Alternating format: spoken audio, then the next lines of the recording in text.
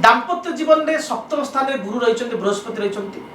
बुध जी सप्तमाधिपति से रवि सहित युक्त बुधादित्य सृष्टि कर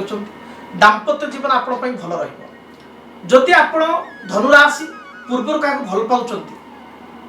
आपण लाइफ पार्टनर सहित आर्गुमेंट हो बारंबार बा आपणकर लाइफ पार्टनर परिवार लोके विवाह राजी होना ताले ए मासटी बहुत भल मास पितामाता को कन्विन्स करी मैरेज पे आपण मनै पारे प्लस आपण भितर जो अंडरस्टैंडिंग बेले बेले ठीक रहूना ये मास अंडरस्टैंडिंग ठीक रहिबो परस्पर अधिक निकटता रही पारिबे एवं आपण भितर सुसंपर्क गढ़ी उठिबो जो माने विवाहित दाम्पत्य जीवन में गति करुचंती स्वामी स्त्री मध्य सुसंपर्क रहिबो धर्मपत्नी सहित पिला सहित परिवार लोक सहित दूर यात्रा करेंगे कौन सी समुद्र यात्रा हिल स्टेशन धर्मस्थल को तीर्थस्थल को यात्रा बा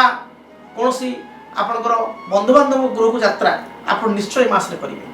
स्वामी स्त्री एकाठी समय काटिया गोटे भल समय आप पाइबे तेणु समय मोटामोटी आपण कहबी भल रही दाम्पत्य जीवन भल रही।